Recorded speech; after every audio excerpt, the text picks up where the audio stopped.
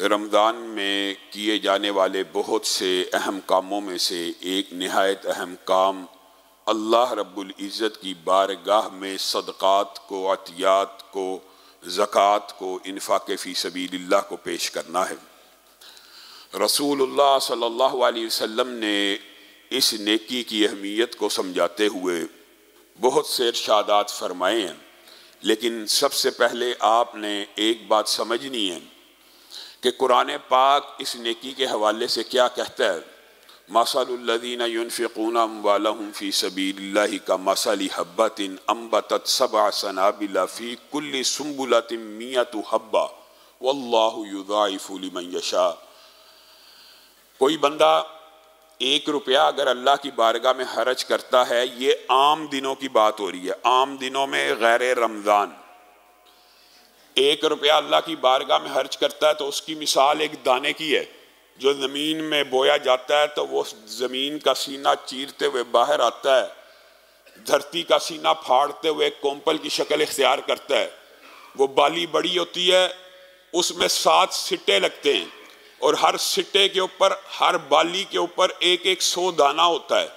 اللہ نے کتنی خوبصورت مثال دے کے سمجھایا، اگر 1 روپیہ خرچ کرو گے تو اللہ 700 کر کے واپس لٹائے گا، اور صرف 700 کر کے واپس نہیں لٹائے گا، واللہ یضاعف لمن یشاء، اللہ کی مرضی اس کو 7,000 لکھے، 70,000 لکھے، 7 لاکھ لکھے، وہ آپ کی نیت کے اوپر ہے۔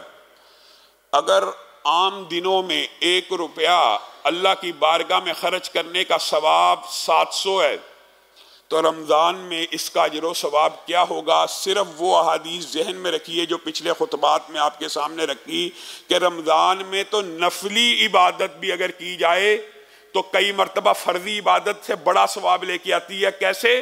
جس نے رمضان المبارک میں عمرہ کیا، اس نے رسول اللہ صلی اللہ علیہ وسلم کے ساتھ حج ادا کر لیا گویا۔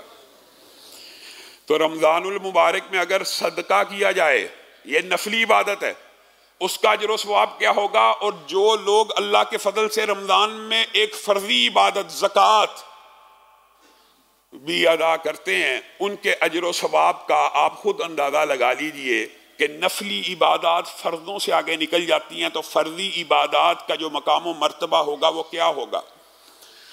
رسول اللہ صلی اللہ علیہ وسلم نے اس عبادت کو سمجھانے کے لیے اور پورے قرآن پاک میں بطور طالب علم مطالعہ کر کے ایک بات آپ کے سامنے رکھتا ہوں، پہلے بھی ایک مرتبہ یہ بات آپ کے سامنے رکھی تھی کہ نفلی عبادات میں سے 2 عبادتیں ایسی ہیں جن کو نہ کرنے کے اوپر بھی وعید ہے۔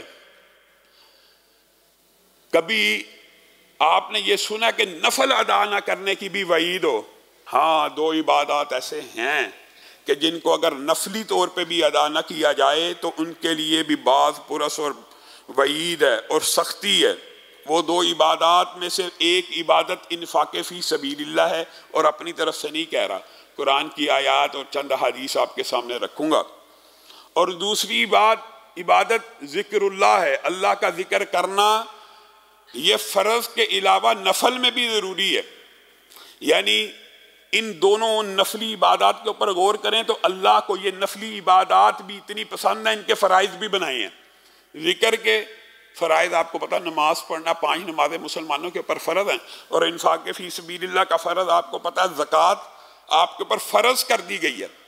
لیکن ان فرائض کے علاوہ بھی اگر یہ 2 عبادات بجا نہ لائی جائیں تو اس میں وعید بھی ہے، اور معاذ اللہ فرشتوں کی بد دعا بھی شامل ہے۔ اللہ تعالی ہم سب کو محفوظ رکھے۔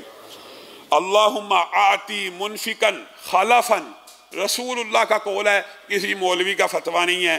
آسمان سے جب بھی صبح ہوتی ہے، جہاں جہاں ہوتی ہے، سورج جیسے جیسے صبح کرتا جا رہا ہے، وہاں وہاں فرشتے اعلان کرتے جا رہے ہیں، اللہم آتی منفقاً خلفاً، اے اللہ آج کے دن جو تیری بارگاہ میں خرچ کرے گا اس کے لیے ذخیرہ فرما دینا، اس کے لیے جمع فرما دینا، اس کے لیے آخرت میں اس کو بدلہ عطا فرمانا۔ اب بتائیے، ہر روز فرشتے اترتے ہیں، کیا زکوٰۃ ادا کرنا ہر روز فرض ہے؟ نہیں۔ اس کا مطلب ہے یہ نفلی ایک ایسی عبادت ہے جو ہر روز 5، 10، 20، 100، 1000 اپنی اپنی جیب کے مطابق انفاق فی سبیل اللہ کرنا بند